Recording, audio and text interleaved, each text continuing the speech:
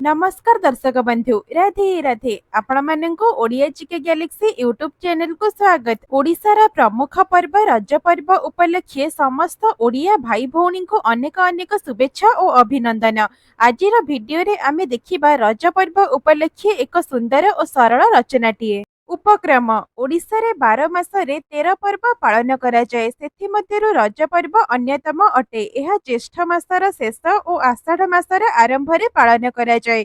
प्रबल गरम रे धरणी असह्य होई उठुथिबा बेले रज पर्व पदार्पण आम समस्तंको विमोहित करिथाए। रज पर्वर कारण रज पर्व वर्षर आगमन को वर्ण करिथाए। मुख्यतः यही पर्व रे पृथ्वी माँ को पूजा आराधना करा जाए। रज पर्व 3 दिन धरी पालन करा जाए। ज्येष्ठ मासर शेष दिन पहिली रज, आषाढ़ मासर प्रथम दिनटी को रज संक्रांति एवं ता पर दिनटी शेष रज बा भूमि दहन नाम रे परिचित। प्रथम रजर पूर्व दिन को सजबाज बोली कहा जाए। एही पर्व रे कृषक माने 3 दिन धरी विश्राम नियंती। माटी खोला जाए नहीं और चाष कार्य मध्य करा जाए नहीं।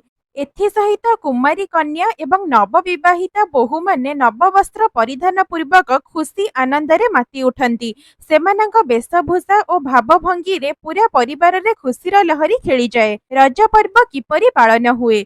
रज पर्वर 3 दिन प्रति गाँ गहली रे लोक माने सहर अपेक्षा अधिक जाकजमक पालन करिथांती। समस्तंक घर को बंधु बांधवंक जीवा आसिबा लागी रही थाए। रज पर्व जेउ 3 दिन पालन करा जाए, सेही 3 दिन केही कुआडे काम करिबा को जांती नाही। छोट पिला ठारू आरंभ करी झियो बोहू बुढ़ा बुढ़ी पर्यंत समस्ते नुआ वस्त्र परिधान करती। विभिन्न प्रकारर गहना गांठी मध्य परिधान करिथांती। प्रति गाँर गछ मानकरे रज दोली लागि थाए। झियो बोहू माने गीत गाई गाई गाँ को गाँ साही को साही बोली रज दोली खेली थांती। गाँर वयस्क लोक माने चौपाढ़ी उपरे बसी ताश पसा इत्यादि खेल माती रही थांती। एही समय रे बहु जगार जात्रा पाला दासकाठिया मध्य आयोजन होई थाए। पोड़ पिठा आंब पणस सपुरी रजपान हेला रज 3 दिनर प्रधान खाद्य। रज पर्वर प्रधान विशेषत्व हेउछि पोड़ पिठा। एहा समस्तंक घरे हुए एवं साही पड़िशा रे बंटा जाए। एही पर्व को अति आनंदर सहित आबाल वृद्ध बनिता कटाई थांती। एही 3 दिन पृथ्वी माता रज पर्व पालन करंती बोली समस्तंकर विश्वास। सेदिन माटी को आघात लागिला भली कोनोसी काम करा जाए नाही। चतुर्थ दिन स्त्री लोक माने सकाळु उठी स्नान सारी अगणारे पीढ़ा उत्पन्न शिल रखी हलदी पानी रे गाधोई दियंती। एहाको बसुमती स्नान बोली कहा जाए। धनी गरीब निर्विशेष रे एही पर्व समस्ते मिलिमिशि आनंद उल्लास रे पालन करिथांती। उपसंहार रज पर्व ओडिया मानकर एक जातीय पर्व। ओडिशार प्रत्येक लोक एहाको पूर्ण प्राण रे पालन करिथांती। एही पर्व कृषक माननकु कर्तव्यर प्रेरणा देइथाए।